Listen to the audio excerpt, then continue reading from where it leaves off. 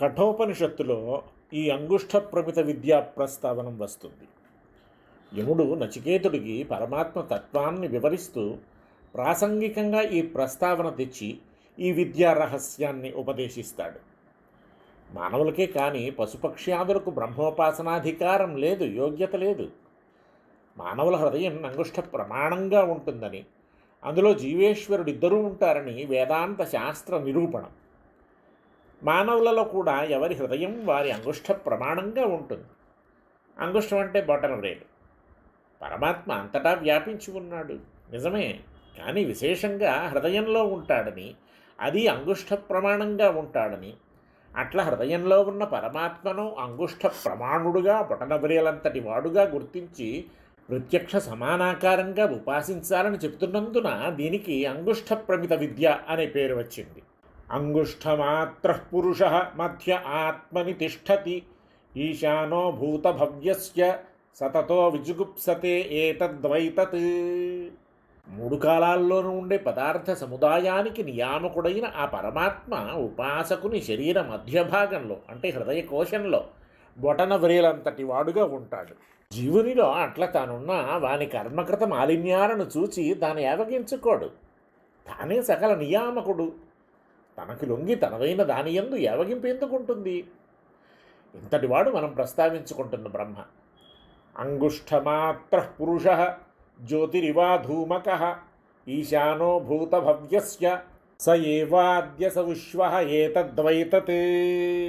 మూడు కాలాలా ఉండే పదార్థాలను నియమించే అంగుష్ఠమాత్ర పరమాత్మ పొగలేని జ్యోతిలా ప్రకాశిస్తూ నేడున్నాడు, రేపు ఉంటాడు.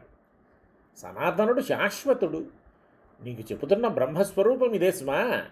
యదిదం కించ జగత్సర్వం ప్రాణయే జతి నిశ్వతం మహద్భయం వజ్రముద్యతం ఏతత్ విదురమృతాస్తే భవంతి.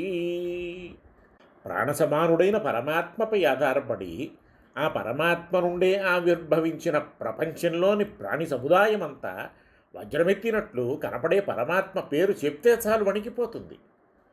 సర్వప్రాణి భయహేతువైన పరమాత్మను తెలుసుకున్నవారు అమృతత్వాన్ని పొందగలరు. ఇక్కడ భయపడడం అంటే దయ్యాన్నో భూతాన్నో చూసినట్టు అని కాదు. తామెక్కడ ఏమని ఉంటామో, తమ విధి నిర్వహణలో ఏ కాస్త పరాకు పడతామో అని సర్వశక్తి సర్వనియంత అయిన ఆయనను తలుసుకుని వణికిపోతాడు. ఏ కాస్త తేడా వచ్చినా సహించడు. ఒక డిసిప్లిన్డ్, డ్యూటీ మైండెడ్, సిన్సియర్ ఆఫీసర్ను చూసి కిందవారు భయపడినట్లు వీరు ఆయన పులి అని కాదు, ఏమరపాటు నల్లడు, ఎక్కడ మాట పడిపోతామో అని వణికిపోతారు. ఈ భయంలో ఒక ఆదరం, ఒక గౌరవం, అమ్మో ఇంకేమైనా ఉందా అనే ఆందోళన, ఇవన్నీ ఆయన సర్వశక్తిత్వానికి సకల నియామకత్వానికి సూచకాలు. అలాంటి బిదురుతో సర్వదా తదాజ్ఞాబద్ధులే నడుచుకునేవారు మోక్షాన్ని పొందుతారు. అట్లా కాక ఎదిరించి స్వతంత్రులుగా దురహంకారులుగా వర్తించే వాళ్లకు రావణాదుల గతే. దేవతలు కూడా ఎంత హడలిపోతూ ఉంటారో ఆయనంటే సాక్షాత్తు ఎప్పుడు చెప్తున్నాడు నచికేతుడితో. భయాదస్యాగ్నిస్తపతి భయాత్తపతి సూర్య భయాదింద్రశ్చ వాయుశ్చ మృత్యుర్ధావతి పంచమః. ఆయన భయం వల్ల అగ్ని తపిస్తున్నాడు, సూర్యుడు తపిస్తున్నాడు, ఇంద్రుడు వాయువు కూడా ఆయన భయం వల్లే తమ విధులు నిర్విరామంగా అరకొరలు లేకుండా చేసుకుపోతున్నారు. మృత్యువు కూడా విధి నిర్వహణానికి ఆయన భయం వల్లనే పరుగులు తీస్తూ ఉంటాడు. ఎంతటంతటి వాళ్ళు భయంతో పరుగులు తీస్తున్నారంటే ఆయన సత్తా ఏమిటో తెలుసుకో. అందుకు చెబుతున్నాను ఈ మాటలు. అంగుష్ఠమాత్ర పురుషోంతరాత్మ సదా జనానాం హృదయే సన్నివిష్టః తం స్వాత్ శరీరాత్ ప్రవృహేత్ ముంజాదివేశీకాం ధైర్యేణ తం విద్యాత్ శుక్రమమృతం. అంతర్యామి పరమాత్మ బటనవేరి ప్రమాణంతో మానవుల హృదయకోశాల్లో ఎప్పుడూ ప్రవేశించి ఉంటాడు. ఆయనను చూడగలగాలి. ఎట్లా?